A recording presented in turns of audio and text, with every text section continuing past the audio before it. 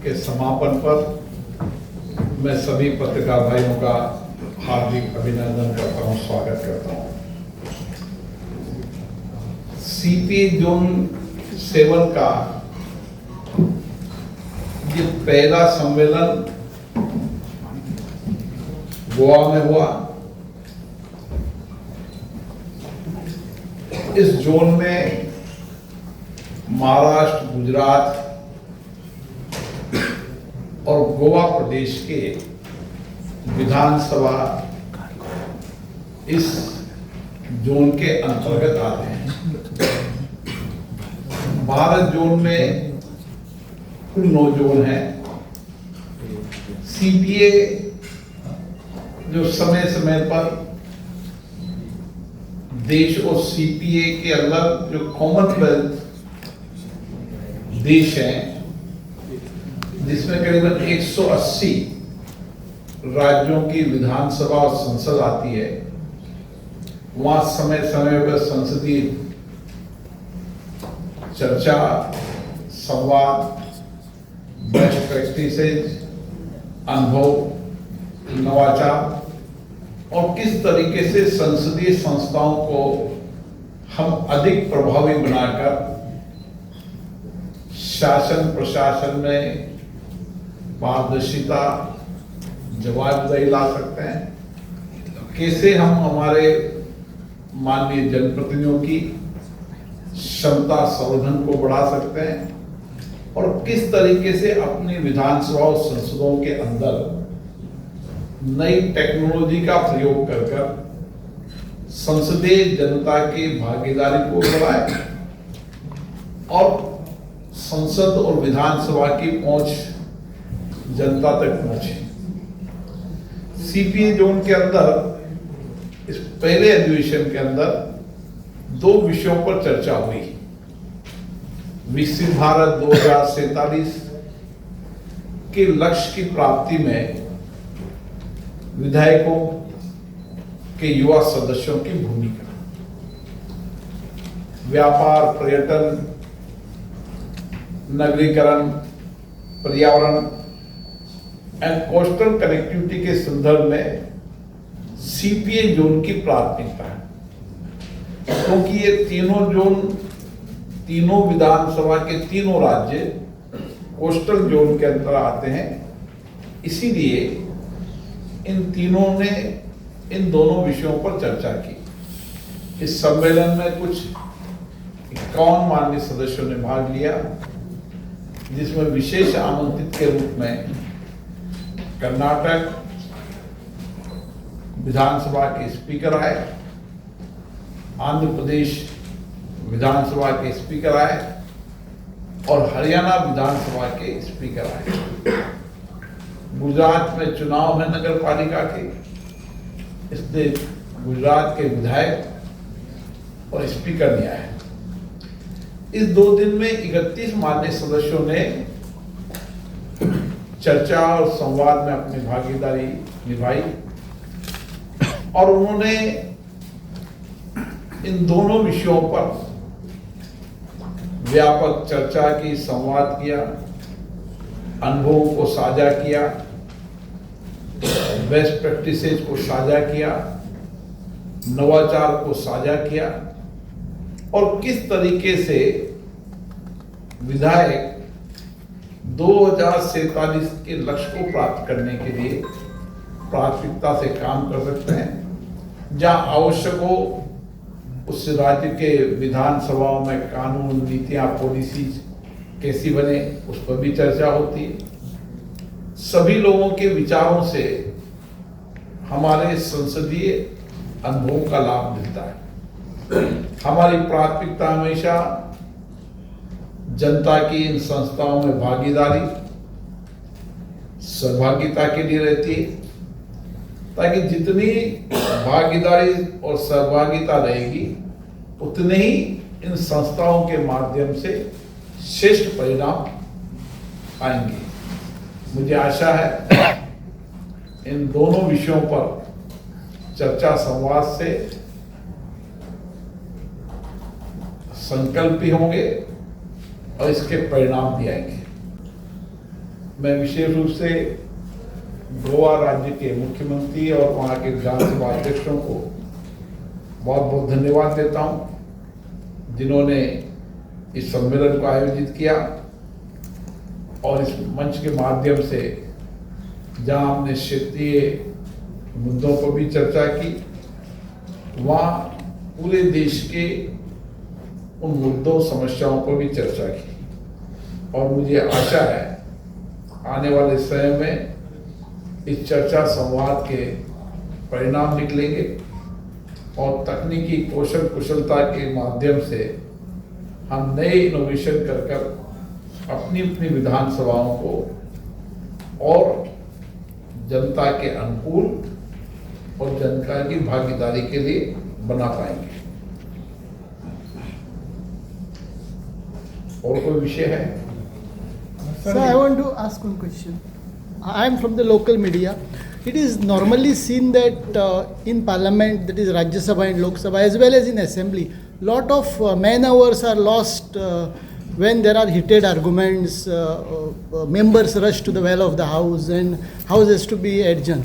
What do you say about this? ये बात सही कहा कि आपने, और इसके लिए समय समय पर हमारा एक मंच है स्पीकर्स सम्मेलन, जिसका अध्यक्ष भी मैं हूं। हम इस विषयों पर व्यापक चर्चा करते हैं और आज के माध्यम से मेरा आग्रह है कि संसदों, राज्य के विधानसभाओं के अंदर ये संस्थाएं चर्चा संवाद के लिए, सहमति असहमति के लिए, और इसीलिए इसमें चर्चा संवाद होना चाहिए, सहमति असहमति भी होनी चाहिए, वैचारिक दृष्टिकोण भी होता है, वैचारिक मतभेद भी होते हैं, नीतियां पॉलिसी में मतभेद होते हैं, कानून बनाने से मतभेद हो, लेकिन हम सबको इन सदनों में चर्चा करना चाहिए। नियोजित तरीके से गतिरोध और बाधित, ये संसदीय लोकतंत्र के लिए उचित नहीं है। Sir I am Achinto from PTI Delhi. Sir just want to know sir, ये 3 दिन का जो स्पेशल सीटिंग बुला रहे, और आज आपने दोनों इवेंट में बोला कि इंक्रीज पार्टिसिपेशन ऑफ वुमेन, तो हाउ डू यू सी ये जो बिल ला रहा है, ये सर्वसम्मति में और विदाउट एनी डिसरप्शन पास हो जाएंगे? And one more small thing sir, that justice Jaswant Verma, उनको वो आपने एक कमेटी बनाए थे, लेकिन उन्होंने आज रिजाइन दिया, तो आपका रिएक्शन भी उनके? सितंबर 2023 में जब हमारा संसद का नया भवन बना था, उस नए संसद भवन में पहला विधेयक नारी शक्ति वंदन अधिनियम 2023 106वां संविधान संशोधन हुआ था, जिसमें हमने लोकसभा और राज्य की विधानसभाओं में 33% महिलाओं के आरक्षण का ये कानून पारित किया था। और इसीलिए मुझे आशा है कि जो हमने कानून पारित किया था उसमें भी सभी दलों की सहमति थी। सभी दलों की सहमति से हमने ये संविधान में संशोधन किया था, कानून पारित किया था। आने वाले समय के अंदर भी हम सर्वसम्मति बनाने का, सबको मिलकर बातचीत करने का प्रयास करते हैं। राजनीतिक दल आपस में विचार विमर्श करते हैं और कोशिश रहती है कि हम विधायी संस्थाओं के अंदर 33% महिलाओं की भागीदारी हो। ये सबका मत था, सबकी सर्वसम्मति से ये विधेयक पारित हुआ है और इसीलिए आने वाले समय में इसमें राजनीतिक दल चर्चा करेंगे, संवाद करेंगे और जो आपने कहा सहमति बनाने का प्रयास करेंगे। दूसरा विषय जो आपने कहा जस्टिस वर्मा वाले विषय के अंदर, क्योंकि हमारी संसद के अंदर जब महाभियोग आया था उसके बाद हमने कमेटी बनाई, उनका रिजाइन स्वीकार करना ये महामहिम राष्ट्रपति की परिधि में आता है। इससे रिजाइन पहुंचा या नहीं पहुंचा ये महामहिम राष्ट्रपति जी कार्यालय ही अवगत करा सकते हैं। सर सीपीए के साथ जिन 2 दिनों में जिन मुद्दों पर चर्चा हुई है, जिन जरूरतों को जरूरी बताया गया है, चाहे स्टेट वाइज हो या फिर लोकल असेंबली के थ्रू हो, क्या इन सभी बातों को उस राज्य सरकार तक पहुंचाया जाएगा जिससे उसे अमली जामा पहनाया जा सके? निश्चित रूप से होता है। उस बात की पूरी रिपोर्ट हम सरकार को भी पहुंचाते हैं और सरकार के साथ साथ राज्य विधानसभाओं के अंदर सम्मेलन के समय भी सत्र में इन मतों पर, इन विषयों पर चर्चा होती है और इसी से ही उपजे विचारों से नए विधेयक बनते हैं, नीतियां बनती है, आवश्यक कानून भी बनते हैं, भागीदारी बढ़ती है और इन विषयों पर जो चिंता व्यक्त की है वो निश्चित रूप से सरकार को भी अवगत अलग अलग राज्य की विधानसभाओं के अंदर करा दें। सर, क्या जिस तरह से कोस्टल कनेक्टेड शहर को जोन 7 में रखा गया है, क्या सभी जोन इसी तरह के अंतर्गत आते हैं? सभी जब 9 जोन बनाए तो हमने स्पीकर कॉन्फ्रेंस की बैठक में हमने वो 9 जोन आपस में चर्चा करके प्रस्तावित किए और सबकी सहमति से 9 जोन बनाए और पास की विधानसभाएं हो, नजदीक की विधानसभाएं, इसका भी ध्यान रखा और भौगोलिक दृष्टि से, विचार की दृष्टि से, इकोनॉमिक की दृष्टि से और कितने सदस्य उस जोन में आते हैं, उन सारी चीजों को ध्यान में रखकर हमने सर्वसम्मति से 9 जोन बनाए। सर नमस्कार, मेरा नाम शाश्वत उत्तर है, मैं हेरल्ड न्यूज़पेपर से हूँ। जो चीज़ आपसे मैं पूछना चाहता हूँ कि आपने अभी देखा है, आपने खुद भोगा है, जो विपक्ष बार बार जो बात करती है कि जो लोकसभा के या राज्यसभा के अध्यक्ष हैं वो पक्षपात कर रहे हैं, ऑपोजिशन को, विपक्ष को बोलने नहीं दे रहे हैं, आपके खिलाफ अविश्वसनीय पारित उन्होंने लाए थे, तो क्या आपको क्या इसमें क्या कहना, क्या ये ओवर रिएक्शन है? संसद के अंदर सभी का मत आना चाहिए, सबका विचार आना चाहिए और आपने देखा होगा देर रात्रि तक संसद के अंदर चर्चा हुई, संवाद हुई, हर विधेयक पर आवंटित समय से ज्यादा चर्चा हुई, अधिकतम माननीय सदस्यों की भागीदारी बनाई। मत अलग अलग हो सकते हैं क्योंकि अलग अलग विचारधारा से लोग चुनकर आते हैं, इसलिए अपने अपने मत होते हैं, लेकिन जब संसद चलती है तो हमारी कोशिश रहती है सबके विचार आए, सबके दृष्टिकोण आए, सबके मत आए और इसीलिए हर मुद्दे पर, हर विधेयक पर आवंटित समय से ज्यादा समय आवंटित किया। जहां तक पीठासीन अधिकारी निष्पक्ष निर्वाध होता है, हमारी कोशिश रहती है कि हम निष्पक्ष भी रहें, निर्वाध भी रहें और ये भूमिका निभाएं। ये हम एक स्पीकर के नाते हमारा दायित्व भी बनता है। सर, मैं विठ्ठल गावडे पुणारी से, मराठी न्यूज़पेपर। ये अधिवेशन में जो स्पीकर का हुआ उसमें विकसित भारत 2047 में युवा विधायकों की भूमिका, इसके ऊपर चर्चा हुई, जबकि युवा हम कहते हैं 45 साल तक और देश में युवा जो है विधायक 45 साल के बहुत कम है और 50-60 साल के ज्यादा है, तो ऐसा क्यों? ये अभी मध्य प्रदेश विधानसभा में भी 45 साल से कम विधायक आपस में बैठे थे, चर्चा की थी। हर राज्य के अंदर ऐसा नहीं होता कि 45 साल के विधायकों को इस सीपीए जोन के सम्मेलन बुलाया जाता है। इस सम्मेलन में विषय रखा गया, विषय सीपीए जोन के जो पदाधिकारी होते हैं वो मिलकर विषय तय करते हैं, आपस में राज्य की विधानसभाओं के स्पीकर बैठते हैं, मत व्यक्त करते हैं, सर्कुलेट होता है, फिर जिसमें सहमति बनती है इन विषयों पर चर्चा की जाए। और जहां तक युवा नेतृत्व का सवाल है, अब देश में युवा नेतृत्व आ रहा है, राज्य की विधानसभाओं के अंदर भी बड़ी संख्या में युवा विधायक आ रहे हैं, संसद में भी आ रहे हैं, इसलिए नए विधायकों का नया दृष्टिकोण रहता है, नया विचार रहता है, टेक्नोलॉजी का उपयोग करते हैं।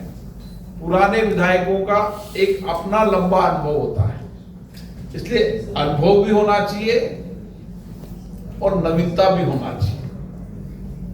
अनुभव नवीनता के साथ हम मिलकर काम करें ताकि इन संस्थाओं को जन भागीदारी के साथ इस जनता के प्रति ये संस्थाएं जवाबदेह बने और इसके अंदर लोगों की अपेक्षाएं आकांक्षाएं पूरी हो, चुनौतियों कठिनाइयों पर चर्चा हो और उनके अच्छी पॉलिसी नीति बने। सर रवि जलोत्रा ANI से सर 3 दिन का जो सेशन जो बुलाया गया 16, 17, 18 ऑपोजिशन इसकी टाइमिंग को लेकर सवाल खड़े कर रहा है, तो आपकी क्या राय है? जो महिला भागीदारी इस ऑपोजिशन की टाइमिंग जो जिससे उन्होंने सवाल खड़े सभी को अपना विचार व्यक्त करना है, लेकिन बिजनेस देने का काम सरकार देती है। सरकार ने 16, 17, 18 की बिजनेस दिया है। फिर हम बिजनेस एडवाइजरी कमेटी के अंदर बैठेंगे जिसमें सब दल के लोग होते हैं और विचार विमर्श करेंगे। लेकिन लोकसभा या राज्य की विधानसभा सत्र को आहूत करने के लिए सरकार बिजनेस देती है और सरकार की एक सब कमेटी होती है। वो कमेटी विधानसभा लोकसभा के अंदर बिजनेस देती कि इतनी तारीख से इतनी तारीख तक सबको आहूत करने का। फिर वो महामहिम राष्ट्रपति जी जाता है और फिर इसके बाद लोकसभा राज्य की विधानसभा राज्यों में विधानसभा एक प्रक्रिया है जो मैंने नहीं बनाई, लंबे समय से प्रक्रिया चली। और इसी पर ऑपोजिशन सवाल खड़े कर रहे हैं। हाँ, सवाल करना तो खड़ा है। सर मैं रश्मि नरसे ऑल इंडिया रेडियो से हूँ। मेरा सवाल आपसे है कि AI टेक्नोलॉजी जो आपने बोला और जो युवा अपने है वो अब पार्लियामेंट्री जो प्रोसीडिंग्स रहते हैं उसमें AI का कितना यूज होता है सर? क्योंकि वो दिखता नहीं है, आज भी हाथ में पेपर लेकर ही ज्यादा प्रोसीडिंग। अभी फिलहाल में भारत की संसद में AI टेक्नोलॉजी और AI का साथ टेक्नोलॉजी का उपयोग करते हुए हमने लोकसभा की कार्रवाई को अधिकतम पेपरलेस करने का काम किया है। जैसे उदाहरण के तौर पर प्रश्न, सारे माननीय विधायकों के प्रश्नकाल की सूची उनकी हमारी वेबसाइट पे भी रहती है और उसके साथ हम व्हाट्सएप का भी उपयोग कर रहे हैं। उसके साथ साथ जब विधायकों माननीय सांसदों के जवाब जो सरकार भेजती है वो जवाब भी हम उनको व्हाट्सएप पर भेजते हैं। उसी के साथ उस दिन का बिजनेस बिल विधेयक सारे के सारे पत्राचार अब जहां पर वेबसाइट पे हो रहे हैं उसके साथ व्हाट्सएप पर भी हो रहे हैं ताकि टेक्नोलॉजी का अधिकतम उपयोग कर सके और कहीं भी किसी भी समय कोई भी माननीय सदस्य देख सके। उदाहरण के तौर पर पहले माननीय सदस्य को प्रश्नकाल का उत्तर सुबह 9:30 बजे घर पर मिलता था। अब उसको रात को 11:30 बजे तक उसके प्रश्न का उत्तर अपलोड हो जाता है, नहीं तो कभी देर हो तो सुबह 7 अपलोड हो जाता है ताकि वह अनुपूरक प्रश्न पूछने की तैयारी कर सके। ऐसे ही मानो विधेयक है, बिल है, उसको भी अपलोड किया जाता है। बजट को बजट जैसे ही होता है उसके बाद उसके व्हाट्सएप पर बजट अपलोड हो जाता है। तो जो जो टेक्नोलॉजी का उपयोग कर रहे हैं उस टेक्नोलॉजी के उपयोग से जहां विधायकों की कार्यक्षमता भी बढ़ रही है, कार्यकुशलता भी बढ़ रही है, वहां जनता भी उन सारे विषयों को चर्चाओं को समाज को दे सके। इसी के साथ हमने 22 भाषाओं के अंदर जो 22 भाषाओं के अंदर माननीय सदस्य अपनी बात को रख सकते हैं और समांतर रूप से 22 भाषा में व्यक्ति सुन सकता है। ऐसे कई सारे प्रयोग किए हैं। संसद और राज्य विधानसभाओं को हम एक प्लेटफॉर्म पर ला रहे हैं डिजिटल संसद के रूप में, जिसमें अधिकतम राज्य की विधानसभाएं डिजिटल हो चुकी है, पेपरलेस हो चुकी है। वो सारे के सारे उन विधानसभाओं की कार्रवाई, बजट, परिपत्र और लोकसभा के वो एक प्लेटफॉर्म पर वो देख सके डिजिटल संसद में। ऐसे बहुत सारी टेक्नोलॉजी का उपयोग किया है। एआई के टेक्नोलॉजी का उपयोग करते हुए 10 भाषाओं के अंदर हम संसदीय पत्रों को भेजने का हमने काम शुरू किया है। भाषा व्यक्ति को जोड़ती है। भाषा जिस भाषा में वो बात करता है उस राज्य में उसको कनेक्ट करती है, इसीलिए वो अपनी भाषा के अंदर बात करे और बात करने के बाद उसको उसकी भाषा में उनके लोग सुन सके, इसके हमने सुविधा दी है। सर और एक टॉपिक अभी 2 दिन का अधिवेशन में जो युवा सांसद है 2047 डेवलपमेंट में डिस्कस हुआ, तो क्या किस तरह से देखते हैं कि डेवलपमेंट के साथ साथ एम्प्लॉयमेंट जनरेशन का भी जो टॉपिक है, आपने अभी बोला कि कोस्टल कनेक्टिविटी, टूरिज्म, ये सब इन्वायरमेंट और ग्रीन प्रोजेक्ट कैसा है, तो इसको किस तरह से इसमें सभी विधायकों ने अपने विचार रखे। कोस्टल इलाका किसी समय बड़ी चुनौतियां होती थी, आपदा का होता था, लेकिन आज कोस्टल इलाके के अंदर आप देख रहे हैं पोर्ट टेक्नोलॉजी से बन रहे हैं और अंतर्राष्ट्रीय व्यापार का द्वार कोस्टल एरिया खुल रहा है। चाहे आप गुजरात ले लें, गुजरात के पोर्ट आधुनिक हो रहे हैं, चाहे महाराष्ट्र ले लें, चाहे गोवा ले लें, तो कोस्टल इलाके के अंदर लोगों का रोजगार बढ़े। नील का ब्लू इकोनॉमी के रूप में भी नए नए प्रयोग हो रहे हैं। तो आने वाले समय कोस्टल इलाके के लोगों को रोजगार मिल सके, उनको सुविधाएं मिल सके, उनकी क्या कठिनाइयां हैं, क्या चुनौतियां हैं, क्या संकट हैं, क्या आपदा हैं, उस पर जनप्रतिनिधि आपस में चर्चा करेंगे और कोस्टल इलाके के लोगों की भागीदारी उसमें बढ़ेगी। तो उस चर्चा संवाद से ही परिणाम निकले। हम इस भारत के अंदर हमने चर्चा संवाद सहमति असहमति से ही इस 75 वर्ष की यात्रा को पूरा किया और इस 75 वर्ष की यात्रा में राज्य और केंद्र ने, देश ने विकास की अवधारणा इन्हीं चर्चा संवाद के माध्यम से की। इसीलिए चर्चा संवाद की बहुत लंबी परंपरा रही है। इसी परंपराओं से हमने विकास, टेक्नोलॉजी, इंफ्रास्ट्रक्चर, जन कल्याण योजनाएं, आम व्यक्ति की बात पहुंचना, आम व्यक्ति की कठिनाइयां पहुंचना, चुनौतियां पहुंचना, यही हमारे प्लेटफॉर्म है। सर मैं अजीत द्विवेदी हूँ पीडी न्यूज़ से। सर मेरा एक प्रश्न सदन की कार्रवाई को लेकर है। अभी देखने में आया है लगातार कई ऐसे दृश्य आते रहे हैं कि कुछ सदस्य जो होते हैं वो कई गंभीर विषयों पर चर्चा होती है, लेकिन वो शरीर से तो वहाँ होते हैं, मन से नहीं होते हैं।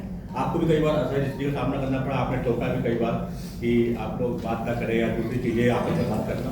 तो क्या कोई ऐसा प्रोसीडिंग, ऐसा कोई SOP बना रहे हैं या कोई निर्देश जारी कर रहे हैं या ट्रेनिंग कुछ ऐसा रख रहे हैं कि ऐसी? अच्छा सवाल है।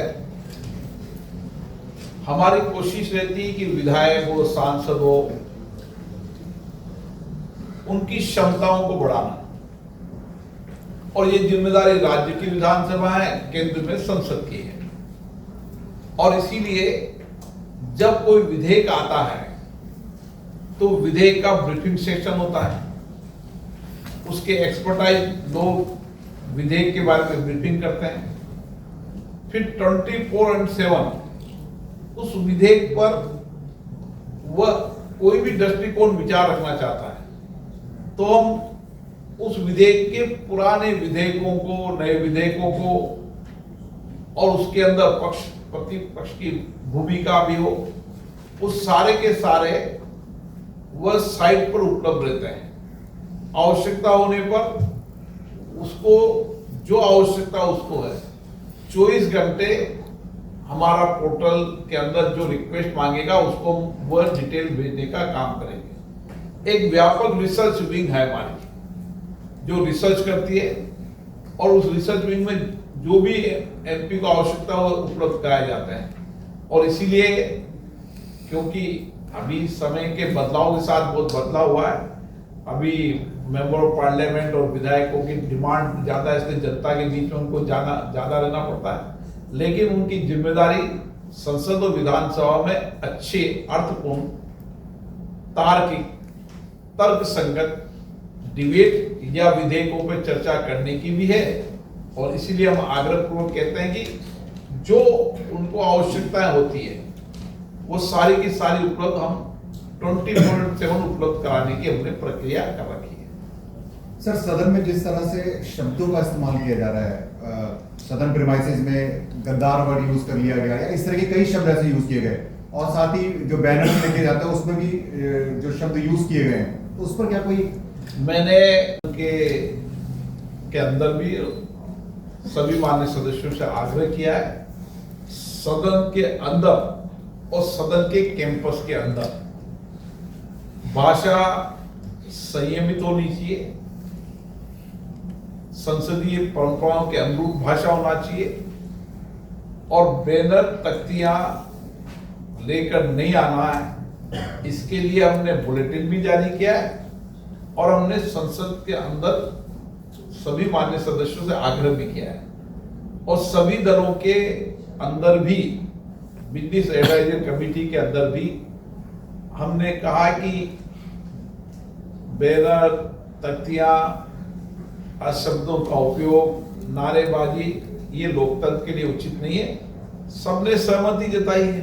हम कोशिश लगातार कर रहे हैं कि असंसदीय भाषाओं का, बैनर पोस्टरों का लाने का हमने विशेष रूप से कठोरता से रोक लगाने की बात हमने कही है। और कोई? नमस्कार।